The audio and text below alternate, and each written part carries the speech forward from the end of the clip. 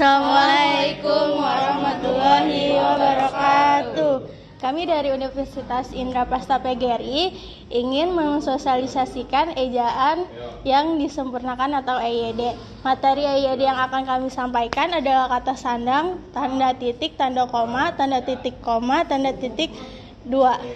Dengan sosialisasi ini bertujuan agar mahasiswa bisa memahami dengan jelas mengenai peraturan penggunaan EYD dan memahami fungsi masing-masing tanda baca dengan penggunaan sehari-hari. Saya Dafa, saya akan menjelaskan kata sandang. Kata sandang adalah kata yang tidak memiliki arti tapi menjelaskan nomina atau kata benda. Kata sandang bisa digunakan untuk mendampingi kata benda dasar nomina yang terbentuk dari verba, pronomina, dan verba pasif. Saya Jojo dan saya akan menjelaskan jenis-jenis kata sandang. Jadi kata sandang itu memiliki beberapa jenis, yaitu kata sandang bermakna tunggal. Contohnya si, sang, dan sri. Kata sandang bermakna kelompok. Contohnya para, kaum, dan umat. Contoh kata sandang dalam kalimat antara lain: yang pertama, si preman kampung itu ditangkap polisi. Yang kedua, sang ratu terpaksa mendukung keputusan putranya untuk pergi merantau. Dan yang terakhir adalah Sri Sultan Ahmed dijadwalkan akan mengunjungi Jakarta siang ini setelah bertolak dari Brunei. Saya Fadli Safar, di sini saya akan menjelaskan tanda titik. Tanda titik adalah tanda baca yang digunakan pada sebuah akhir kalimat. Dalam berbagai bahasa, tanda ini terdiri dari atas titik kecil yang ditempatkan di akhir suatu baris dari sebuah kalimat seperti di akhir kalimat. Saya Aisyah Nur Fadila, di sini saya akan menjelaskan tanda titik.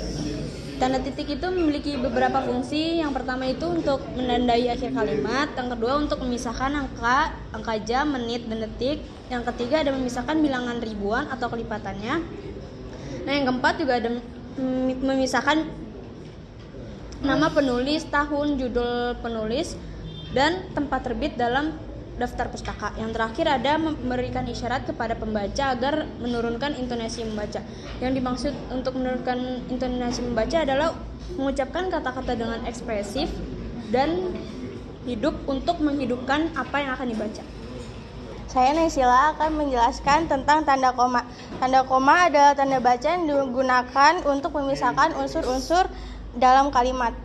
Fungsi-fungsi tanda koma yaitu yang pertama memisahkan anak kalimat dan yang mendahului induk kalimat. Misalnya, kalau diundang, koma, saya akan datang. Yang kedua, memisahkan nama orang dan singkatan gelar akademis. Misalnya, Baskara Wiharjo, koma, M.hum. Yang ketiga, memisahkan bagian-bagian alamat, tempat, dan tanggal. Misalnya, Lina lahir pada hari Senin, 25 November 2005. Saya Nabila Zarifani, saya menjelaskan tentang tanda titik koma. Tanda titik koma itu bisa digunakan sebagai pengganti kata penghubung untuk kalimat setara di dalam kalimat majemuk. Contohnya tuh kayak hari sudah malam, tanda titik koma, anak-anak masih membaca buku. Terus yang kedua ada ayah menyelesaikan pekerjaan, tanda titik koma, ibu menulis makalah, tanda titik koma, adik membaca cerita pendek. Nama saya Alfia Rizka. Di sini saya akan menjelaskan apa itu tanda titik dua. Tanda titik dua itu merupakan suatu tanda yang menghubungkan atau penghubungan dalam sebuah kata. Nah, ada beberapa fungsi dari titik dua itu. Yang pertama itu sebagai penjelasan dan pengenalan. Yang kedua itu sebagai pemisah antara waktu seperti jam, menit, dan detik. Dan yang ketiga itu ada pemisahan peran dari sebuah drama. Yang terakhir itu menuliskan rasio atau perbandingan dalam bentuk sebuah angka. Dan sosialisasi dari kami, semoga materi yang kita sampaikan bisa dipahami oleh kalian semua. Wassalamualaikum warahmatullahi wabarakatuh.